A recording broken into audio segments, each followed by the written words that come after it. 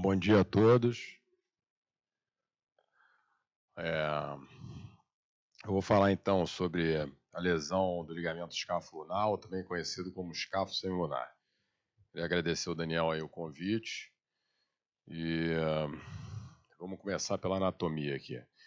Então, assim, a gente sabe que a anatomia do punho é uma anatomia muito complexa e que qualquer perda da harmonia na função desse funcionamento, que vai desde o rádio à una, passando pelas fileiras do carpo até a base dos metacarpos, qualquer coisa que altere isso aqui vai levar a uma disfunção no paciente. Então a gente vai falar especificamente por esse canto radial aqui do punho, onde 80% das cargas, principalmente quando a mão precisa fazer força, passam por cima dessa região do ligamento escáfulo-lunar. Bom, é importante dizer que o semilunar ele se localiza numa posição central do punho. Então, toda vez que o semilunar, que fica nessa região central, ele sofrer algum tipo de abalo na estabilidade dele, a gente vai ter uma disfunção cárpica que vai levar ao que a gente vai falar mais na frente. Então, tem uma analogia que eu achei interessante, que em algumas aulas já foi dito, que o semilunar é como se ele fosse uma criança que segura a mão do pai, vamos dizer que é o piramidal, e da mãe, que é o escafoide. Então, toda vez que ele está seguro pelos dois ossos do lado, ele está estável e centralizado. Toda vez que a gente tem uma ruptura, uma soltura da mão, seja do pai ou da mãe, ele vai inclinar para algum dos lados. E, normalmente, o piramidal, ele leva o semilunar em posição de extensão, ou seja, ele dorsaliza o semilunar. E o escafoide, ele tende a segurar o semilunar puxando para baixo. Então, se a gente entende isso, a gente sabe que se os ligamentos estão íntegros aqui, ele vai se manter centralizado, sem dorsalizar e sem volarizar. Então, essa complexidade ligamentar é importante a gente entender para poder entender quais são os desvios que vão acontecer em caso de ruptura dos ligamentos. Bom, aqui a gente tem uma figura que mostra exatamente o semilunar e a região que se articula com a fosseta dele no rádio.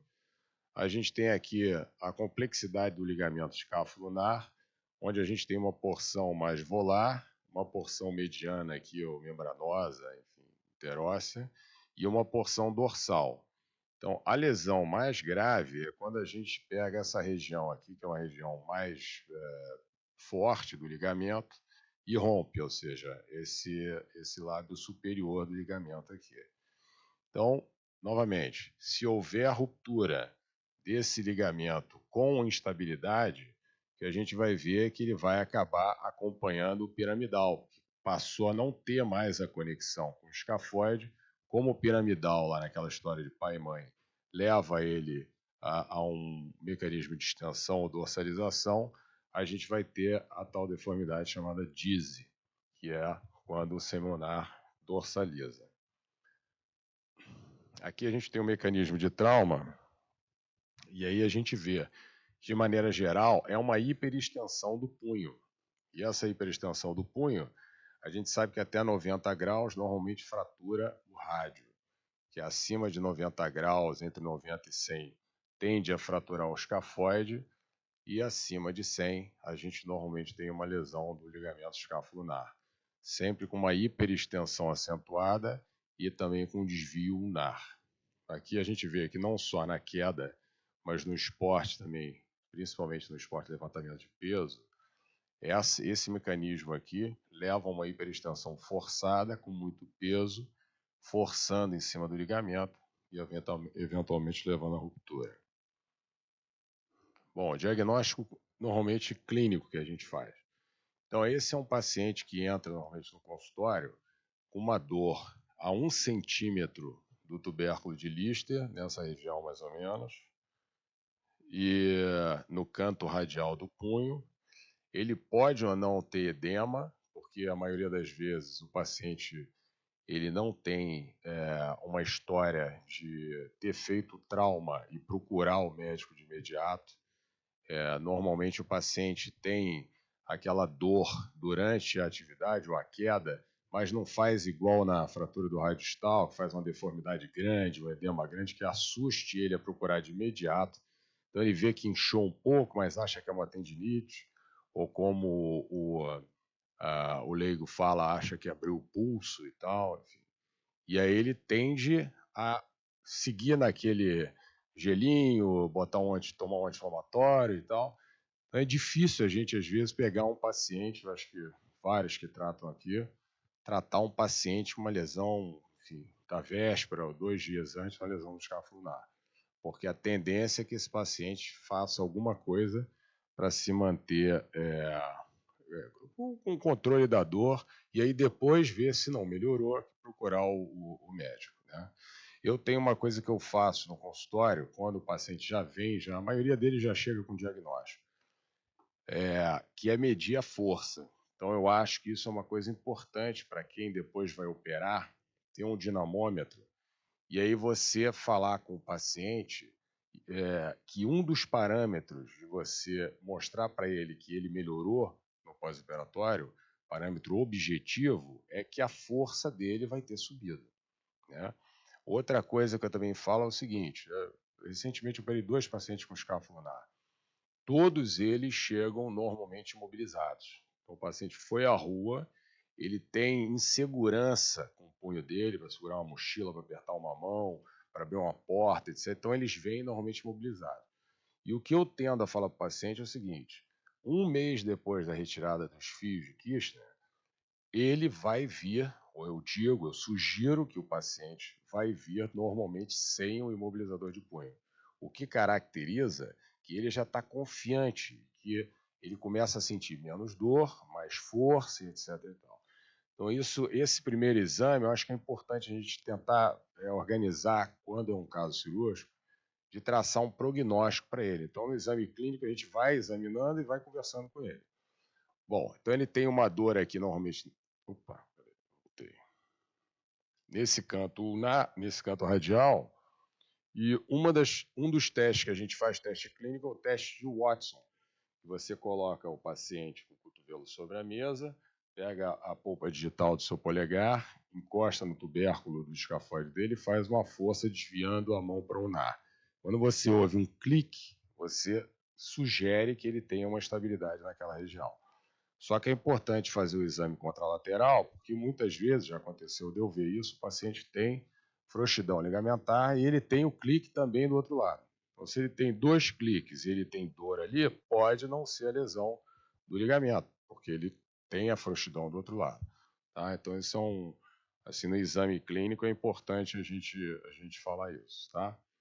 Bom, o diagnóstico radiológico. Então, a gente tem normalmente um raio-x que é importante que seja feito dos 2 lados, tá? Um raio-x, que uma das possibilidades de diagnóstico diferencial, além de Dequervin, de fratura do escafoide, cisto sinovial, são outros diagnósticos diferenciais. O importante é a gente fazer um raio-x com carga e também um raio-x em AP, fazendo um desvio ulnar do punho para a gente poder ver o escafoide como um todo, porque já que também um dos diagnósticos diferenciais é a fratura do escafoide, a gente fazer isso com desvio ulnar, tá? Aqui com raio-x com carga, que é pedindo para o paciente fechar a mão e fazer força, a gente vê que aqui não abriu e aqui abriu. Aí quando a gente tem uma lesão bem maciça do ligamento, a gente vai ter o tal do sinal de Terry Thomas, que era esse comediante inglês com esse diastema aqui entre os dentes, e aí o sinal mostra a abertura e o afastamento entre o escafoide e o semilunar. Como o escafoide, como eu falei antes, tende a fazer flexão quando ele está solto, ele flete, faz também aqui um sinal do anel aqui, que é o tubérculo do escafoide fletido, e esse diastema grande aqui. Bom, como ele, novamente, como ele normalmente fica conectado agora, basicamente, pelo piramidal, na incidência de perfil, a gente vai ver essa deformidade aqui, chamada de dizzy, que é o semilunar rodando dorsalmente.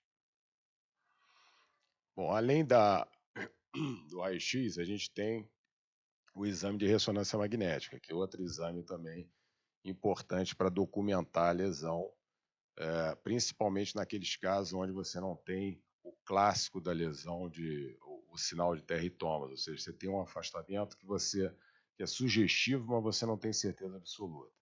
Então aqui está o ligamento, ó, tá? Íntegro entre o escafoide e o semilunar. Então, quando a gente vê na ressonância a ruptura do ligamento, que é principalmente essa parte mais dorsal do ligamento, a gente vai ter o diagnóstico fechado, instabilidade, por aí vai. Bom, uma outra coisa importante dizer na parte da ressonância é o seguinte: eu, particularmente, só peço a artrorressonância quando você normalmente tem um quadro que não vem funcionando bem. Então, é sugestivo, mas a ressonância diz que não tem um afastamento que justifique fechar o diagnóstico da lesão escapular, mas o paciente não responde bem à imobilização, anti-inflamatório, reabilitação, você pode lançar mão da artrorressonância, onde se joga contraste na mediocárpica ou na radiocárpica e vê se o contraste atravessa aquela região ali, o que significaria que ele tem uma lesão do escápulo lunar. Bom, na classificação, a gente vê aqui que você tem a lesão pré-dinâmica, tá? Você vê aqui uma lesão incompleta do ligamento, tá? Aqui no raio-x é muito difícil você fechar um diagnóstico desse. Você tem a lesão dinâmica, que aí você vai ver naquele raio-x com carga lá que a gente viu. Ele abre na hora que você pede para o paciente fazer o raio-x com força na mão. E a lesão estática, que é aquela do sinal de territoma. Essa aqui, enfim, eu peço ressonância para documentar, mas só no raio-x você já vê que tem a abertura do ligamento. Bom, e o tratamento? Aí a gente vai passar ou para um tratamento clínico ou para um tratamento cirúrgico. Bom, o tratamento clínico a gente vê que certamente não é uma lesão complexa, não é uma lesão completa também. E aí, basicamente, a gente vai fazer o paciente usar uma imobilização durante algum tempo, tomar um anti-inflamatório, fazer reabilitação, enfim, para poder você tirar a dor do paciente, manter um arco de movimento também para que ele não enrijeça, e uma imobilização, às vezes contínua, às vezes intermitente. Tratamento cirúrgico. Bom, aí a gente vai ter alguns tipos de tratamento cirúrgico aqui. Eu penso que a lesão do escápulo lunar, assim como a risartrose, tem diversos tipos de tratamento. Então, cada um faz de um jeito. Eu acho até que aqui no Rio, na risartrose, muita gente faz ancole, é uma coisa até mais alinhada. Mas se a gente for conversar aqui com relação à fixação do escápulo lunar, certamente vai dar muito mais diferença e tipos diferentes de como fixar isso, tá? Então não dá para eu falar aqui sobre todos os tipos, isso enfim, existem diversas variações, mas a gente vê pessoas com lesões pré-dinâmicas, ou seja, aquela lesão que não está respondendo, que é uma lesão parcial, que gera instabilidade, gera dor, gera déficit funcional e que não melhora, e aí normalmente existe a opção de se fazer uma artroscopia para poder fazer ou só o desbridamento com a pinagem ou fazer até o reparo. Existem as fixações percutâneas, eu não sei aqui, depois as pessoas podem falar, eu já tive casos de fratura do rádio distal, onde eu olhei o espaço e achei esquisito. Falei, será que está meio aberto demais? Fiz uma radiografia contralateral, a gente fica na dúvida, parece que está um pouco mais aberto aquilo ali, e eu fiz pinagem percutânea, mesmo tendo que segurar o paciente, que em tese poderia fazer a mobilização articular precoce com a placa parafuso. Então você fica um pouco chateado com aquilo, porque era um paciente em tese que mobilizaria precoce. Mas como você vê um espaço estranho e você fica na dúvida, não tem aquele sinal de teritoma, nem nada, mas é uma abertura que está um pouco diferente do outro lado, e eu pino percutaneamente durante a cirurgia de osteossíntese do rádio, tá? Outra fixação percutânea, eu até conversei com o Henrique sobre isso, que o Henrique chegou a fazer alguns casos, o Henrique Barros, era colocar o parafuso, né? Então, colocava o parafuso entre o escafoide e o semilunar, e ele deixava 3 meses, depois retirava, enfim, mas ele parece que já está abandonando também a técnica, que não está achando que fez nenhuma diferença, ainda fica um furo grande lá no escafoide, enfim. Mas é uma técnica descrita, tá? Deixar transitoriamente. E você levantou um ponto interessante, essa coisa do abertura do espaço de escape semilunar na fratura de rádio. Em alguns casos ele aparece aberto e pequeno, né? E depois fecha. Já aconteceu isso contigo? Você não pinar? Então você pina sempre? O que você faz? Cara, se eu tiver na dúvida, eu pino sempre. Porque, assim, o paciente, ele normalmente tem um potencial de reclamar com você de que você não viu aquilo na cirurgia da osteossíntese do rádio, entendeu? Então, assim, eu tenho realmente eu lamento não poder botar ele para mexer precoce, mas eu explico isso para o paciente. Fala, durante a cirurgia de fixação do teu punho, eu vi que existia um movimento anormal entre os ossos do carpo na frente. Está escrito na literatura que você, para se evitar uma eventual necessidade que não está zerada a chance, porque isso também é outra coisa. Você pode pinar, depois não cicatrizar. Eu nunca tive esse tipo de caso, mas eu pino, e aí normalmente eu faço um fio de Kirchner pro semionado, escafoide pro semionado, escafoide pro captato, e também, como eu estou com suspeita de lesão ligamentar do carpo, eu também sempre coloco um entre o piramidal e o semilunar, entendeu? Fechando o carpo ali para deixar aquilo ali sem nenhum tipo de dinâmica, enfim. E explico para o paciente, 6 semanas depois o chato é que você volta com ele para o centro cirúrgico, faz pelo menos uma sedação, faz anestesia e retira. Eu achei curioso esses casos que eu fiquei pensando numa analogia, por exemplo, numa fratura de joelho com lesão de menisco, né? Como você tem sangramento intraarticular, aquele sangramento provoca a cicatrização espontânea do escapo semilunar. A vez que eu vi isso acontecendo, eu achei estranho. Eu falei, caramba, tinha essa imagem e agora não tem mais. Né?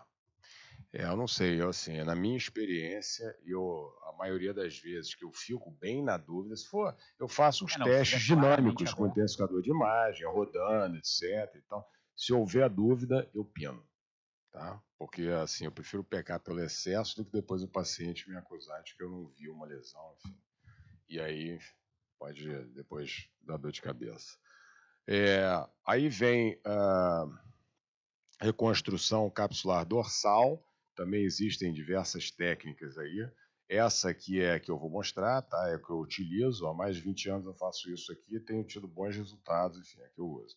E as reconstruções tendinosas também, possivelmente várias pessoas fazem aqui também bons resultados e as pessoas vão repetindo aquilo que vão tendo de resultados bons. Bom, então aqui é só para ilustrar, eu não faço isso, mas, enfim, tem aí na literatura mostrando que via artroscópica você também consegue, além do desbridamento e da pinagem naquelas lesões pré-dinâmicas, você pode também fazer a rafia, né, a sutura artroscópica do ligamento. Tá? Eu não tenho experiência com isso, mas está descrito. Bom, aqui eu vou mostrar um caso recente meu, de um paciente que foi reconstruído com a cápsula dorsal. E assim, o que eu normalmente aprendi com esse tipo de cirurgia é que para você sair bem, você tem que entrar bem.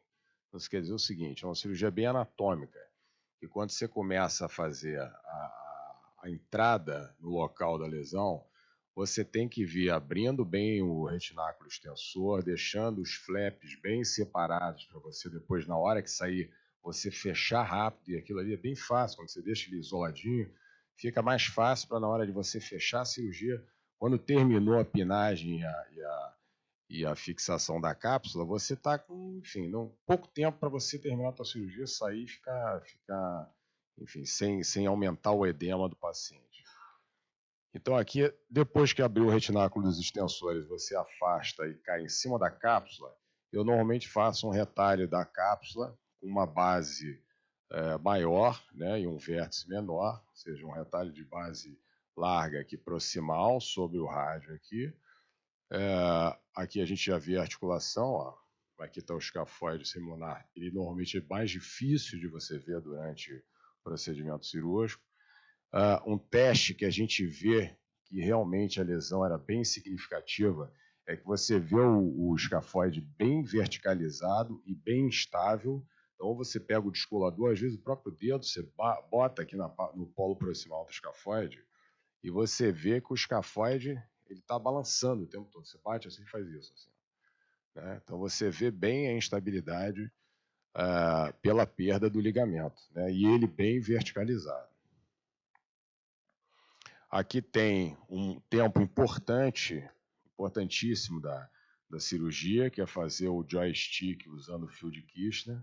Então, como eu tinha falado lá atrás, normalmente ele entra, ele faz a dorsalização, porque ele acompanha o movimento do piramidal.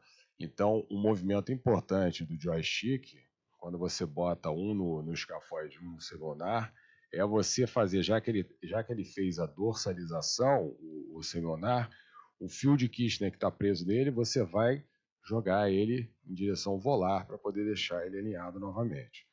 Outra coisa é o fio de Kirchner do escafoide, já que ele entrou volar, você vai tentar trazer ele mais para a dorsal, exatamente o movimento contrário. E junto com isso, você vai pegar os dois fios de Kirchner e juntar para poder fechar aquela diastase. Então, nesse movimento, é impossível você não ter um bom auxiliar para poder estar te ajudando e fazer o correto, que é esse mecanismo todo, né? De pegar o semilunar, jogar para frente, o escafoide jogar para trás, juntar para poder fazer o fechamento da diastase, e aí, se o cirurgião quiser fazer esse movimento segurar, o auxiliar passa o fio de Kirchner para poder segurar esse sistema todo no lugar certo, tá? Eu normalmente coloco um fio de Kirchner do escafoide para o captato, um do escafoide para o semilunar e também coloco um do piramidal para o semilunar. Tá? Normalmente, muitas pessoas fazem só o do escafoide para o semilunar e escafoide para o captato. Aqui tem a cápsula 10 sendo feita. Aqui está um fio da âncora. Eu coloco normalmente uma âncora mais proximal, no polo proximal do escafoide, e uma âncora mais distal no polo distal do escafoide. Aí aquele retalho de base proximal, na primeira âncora, no polo mais proximal, eu suturo a base dele junto com o resto do ligamento escapular, e aí ele já deita assim. E na âncora distal, a gente pega o fio e bota praticamente o vértice todo para deitar lá na frente, fazendo um capuz grande ali e fechando esse espaço, enfim, já pinado aqui antes, né? Isso aqui eu já até coloquei para dentro da pele, ó, já está pinado aqui, já está em posição correta. Você pega a cápsula, joga para lá e fecha, fazendo um grande jaquetão. E aí é aquilo que eu estava falando, como você entrou bem, você sai bem, porque agora já não tem muita coisa para você fazer. Você vai soltar os tambores extensores, fazer o fechamento do retináculo extensor, depois é só pele. Bom, esse aqui acho que o Bernick deve até ter sabido desse caso, né? Um campeão mundial aí de jiu-jitsu, que é o Rodolfo Vieira. Ele fez uma lesão aqui, ó, bem grande aqui do ligamento escapular. E aí a gente volta para aquela coisa que eu estava falando antes. Se você não documenta bem, então ele é um cara de alta performance, luta, UFC, etc. E ele já não estava conseguindo lutar, disse que ganhou a última luta, burrando de dor, não conseguia treinar direito, etc. Só que ele ainda está lutando. Então, assim, olha que situação. Você pega um cara que é um cara de alta performance, campeão, etc., e você fala para ele que você vai fazer uma cirurgia nele, tem que deixar muito claro para ele que ele está ruim. Porque senão, se ele não voltar de novo, ele vai dizer, não, eu tinha dor, mas eu ganhava a luta. Então, assim, isso é uma coisa que eu acho que é muito importante a gente insistir com o paciente para dizer, olha, eu só vou te operar se você estiver muito ciente de que você está com baixíssima performance. Porque será que não vale a pena, 2 anos, ele tem o quê? 30 e pouco, 33 anos, uma coisa assim. Será que não é melhor você esperar? Aí ele categoricamente falou, não, você não está entendendo, doutor. Eu não consigo mais lutar. Não consigo. Eu lutei essa última, assim, não sei como. Eu não consigo fazer nem mais treinamento. Disse, bom, então você registra isso direitinho. 34 anos. Então ele já tá mais ou menos próximo no termo da carreira. Mas ele ainda está lutando em alta performance. Então, essa é uma situação que eu acho que para a gente, cirurgião, tem que se cercar de cuidado. Então, falar muito isso para o paciente.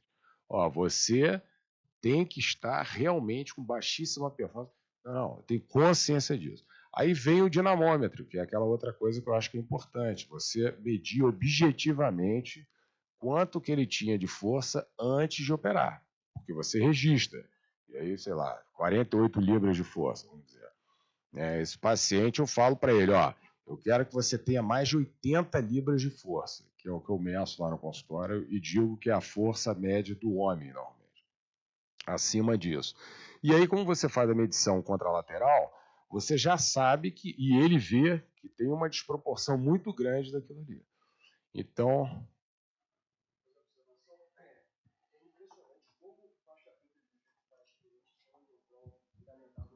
entrar na academia lá e fizer raio-x em todo mundo, os mais antigos são muitos. Atualmente eu devo ter pelo menos uns 4 ou 5 que todo dia que eu chego na academia me perturbam.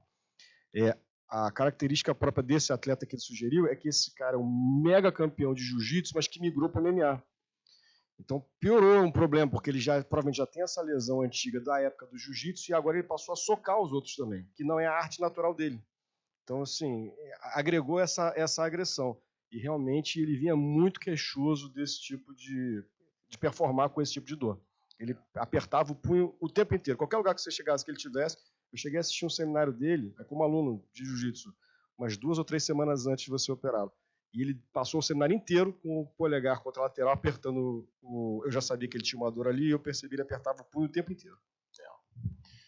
E também essa outra coisa que eu falei, que eu acho que todo mundo aqui que opera sabe disso. O paciente sempre vem imobilizado. Então ele defende o punho, ele tem medo do punho. Então eu acho que isso, novamente, é importante na primeira consulta a gente sempre falar. No caso né, que até é mais ou menos o foco principal aqui, que é no desportista, a gente tem até mais medo, porque você vai mexer num cara que é de alta performance, mas tem que martelar isso. Então, eu já operei ele ó, aqui está a fixação. Então a gente vê, eu botei uma âncora proximal, botei uma âncora distal, faço esses 3 fios de Kirchner aqui fechando o sistema todo. A gente olha aqui no perfil que o semilunar está corretamente alinhado, ou seja, ele não está naquele diesel voltado para cima, tá? Tá tudo alinhadinho. E 6 semanas, aí também isso é uma outra controvérsia que a gente vê na literatura, de 6 a 8 semanas. Eu, normalmente, independentemente de ser atleta ou não, eu deixo com 6 semanas, tá? Os fios de Kirchner.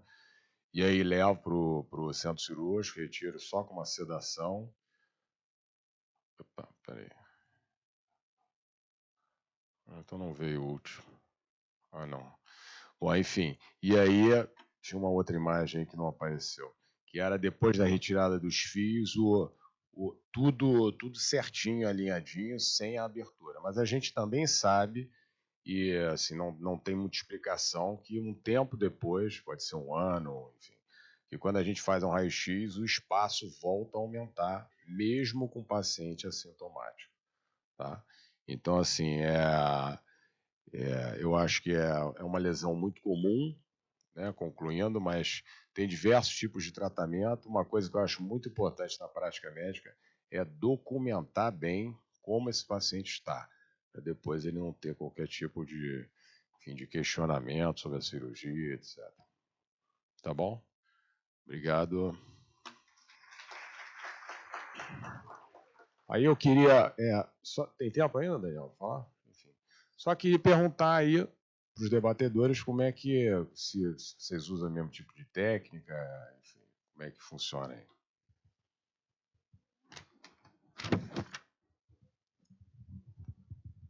Fala lá, Gabriel. Bom dia. Bom, André, você fez ali uma capsulodese usando a cápsula como um tirante de extensão do escafoide, né? Isso é um clássico, né? Funciona há muito tempo, né? É uma cirurgia muito segura, previsível. O que eu acho que o paciente pode se queixar, não tenho experiência pessoal com isso, é interessante ver que você usou no atleta, mas a impressão que me dá é que esse tipo de estratégia pode gerar um déficitzinho de flexão. Como ele não trabalha tanto em flexão, né, ele trabalha com um punho mais estável, isso deve incomodá-lo um pouco. Mas eu não tenho feito essa técnica, eu uso muitas vezes cirurgia de Brunelli mesmo, faço uso quando eu não tenho acesso a material, eu acho que é uma solução muito boa e também segura. A gente usa o flexor como um tirante, passando por um túnel dentro do escafoide.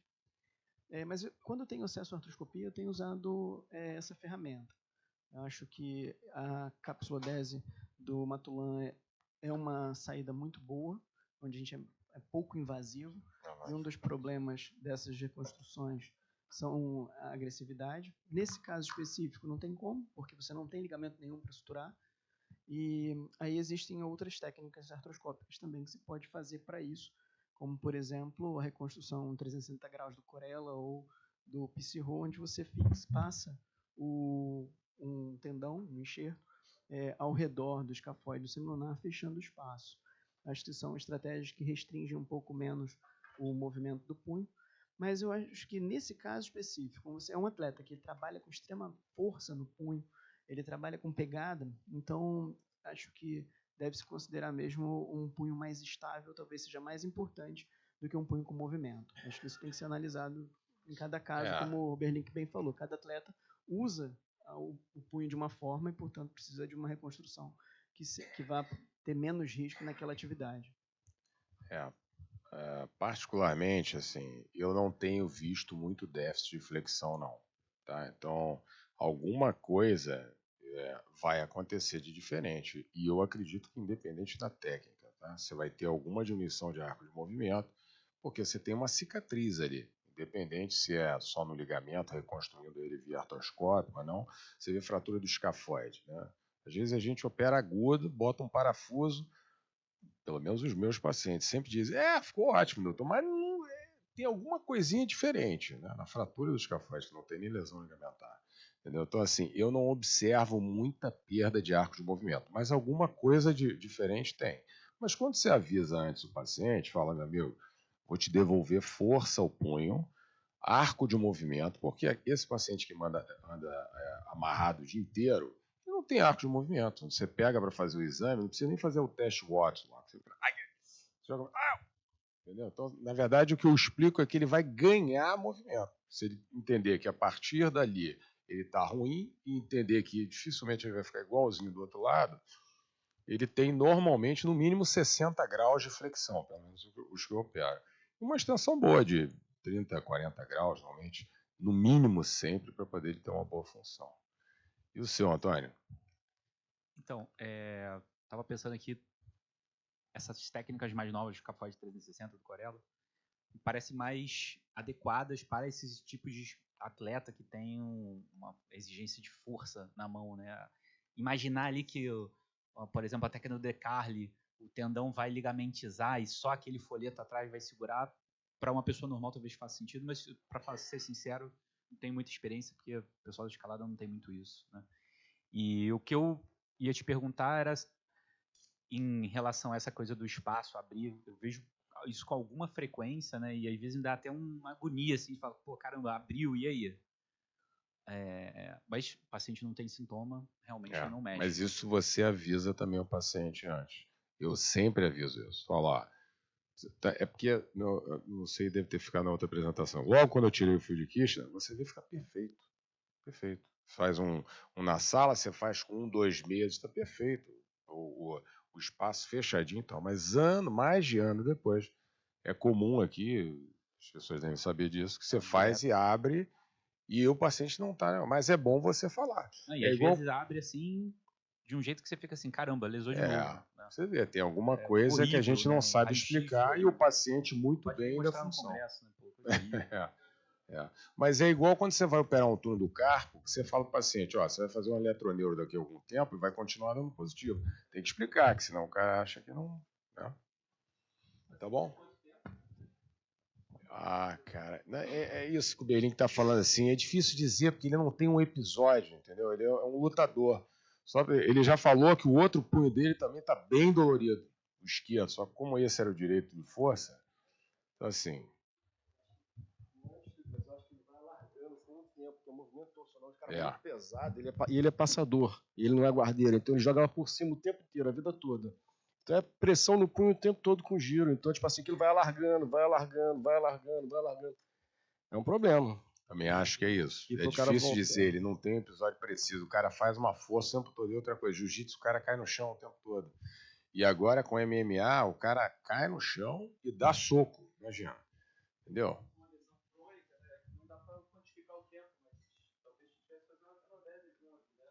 Cara, eu vou te falar. Mas é que tá, Ricardo. Então. Eu até hoje, com fixação com 2 âncoras, eu já operei muito cara grande, que malha, levanta peso, etc.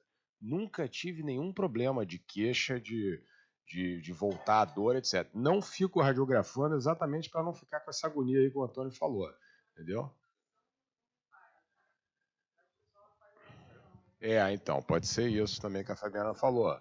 Ele não roda, mas ele afasta. A impressão que é essa, com o tempo só afasta. Mas é comum, até em ser não atleta, é comum a lacidão vir aumentar o espaço, mas não rodar. Não sei por que também não roda. Mas angustia, né? Angustia. É melhor não radiografar.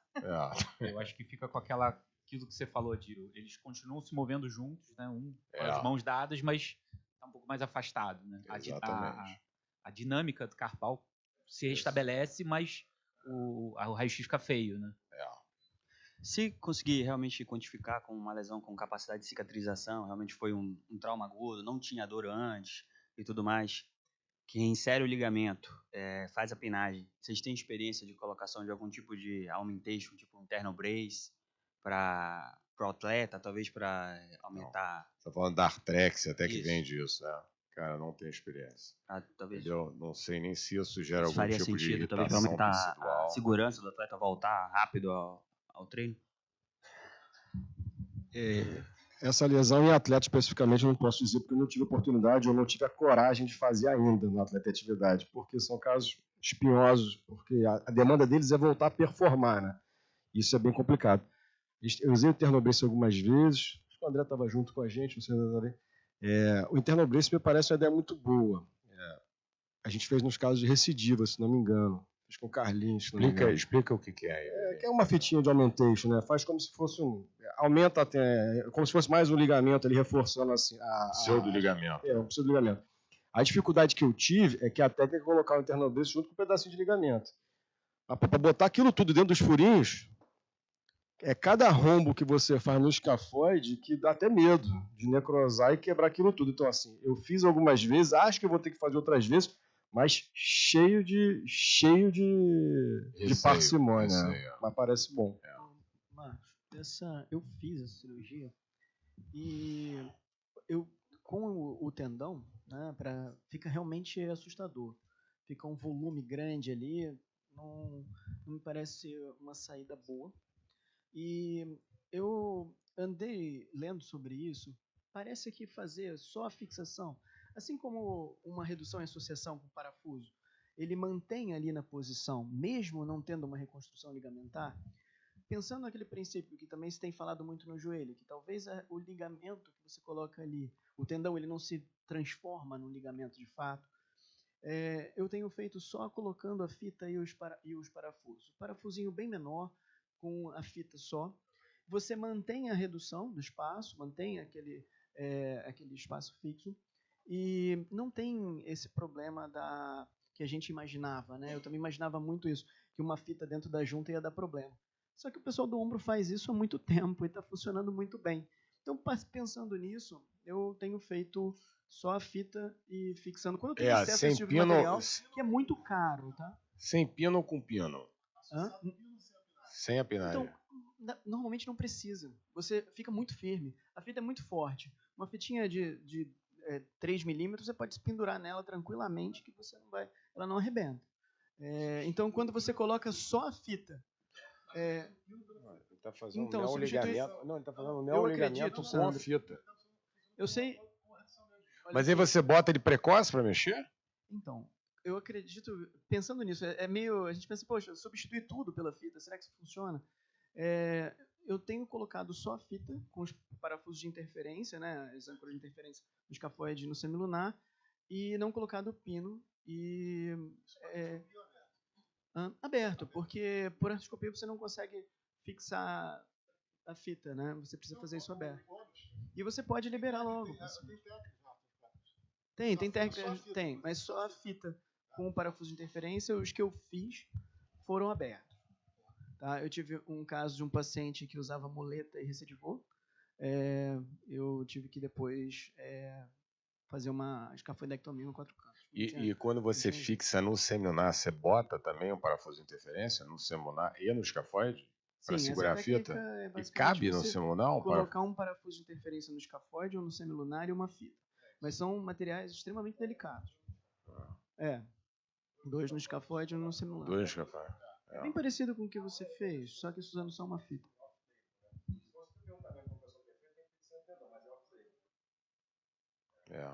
Eu ainda tenho. Isso. Oi? Tá bom?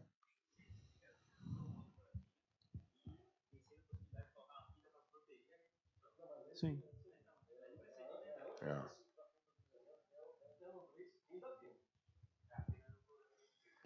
Você vê que... Então, é isso que eu estou falando. Você vê que tem muita combinação de coisas. Hoje em dia tem uma coisa interessante na risartrose, que eu tenho feito o Zancoli e o mini tie rope. Ou seja, você mantém uma técnica que normalmente é uma técnica que dá certo e você associa uma a outra para você poder fazer mobilidade precoce. Então, por exemplo, essa colocação da fita aí no escafo lunar, se realmente ela faz você mobilizar precoce sem medo, eu acho um grande avanço. Agora, se você segura ela durante 6 semanas, não, ficou ótimo, fechou, mas eu seguro as 6 semanas, então mesmo sem pina, não sei o quanto que isso vai ajudar também, né? Entendeu? Porque você, se não mobilizar precoce... Como a fita ela vai ter a mesma ação mecânica, desde o início até daqui a 2 anos, 3 anos, a filosofia é justamente essa, você coloca a fita e os parafusos, e pode colocar o paciente com uma órtese removível nas primeiras semanas, só para proteger a questão da dor e tal, para cicatrizar as partes moles na cápsula, e pode liberar o paciente. Pode liberar para mexer. Na verdade, no meu entendimento, ela até pode ajudar a reduzir, trocar mas o fundamento nem é mais importante para mim. Não ocorre aquele afrouxamento secundário que muitas vezes acontece no passado. Mas será que já tem follow-up? Já? O pino é pouco tempo. Provavelmente o pino é pouco tempo. E o parafuso, no início, nos deu uma impressão de que a gente estava no caminho certo. Só que ele também passou do tempo. Então a gente precisa de alguma coisa. Exatamente. Talvez entre aí. Nenhuma técnica nova tem follow-up. Esse o risco que a gente... Vamos ter que esperar. Eu concordo. Mas olha, gente, atleta de alta performance seja bem melhor a gente ir com o clássico que já funciona. Né? E tem muita coisa para ainda ser evoluída aí. Mas a fita é uma boa ideia. Mas tem que ter follow-up. Para começar. Acrescentar uma fita dessa no sentido de tentar te dar um pouco mais de segurança no médio prazo. Eu acho que isso é uma tendência. O problema é um monte de furo que você faz, porque os furos são grandes. Mesmo para botar só a fita, o parafuso de interferência que já é grande, são os furos do escafoide e um celular. Pô, você fura aqui, mas porra. Por isso que sabe o que eu...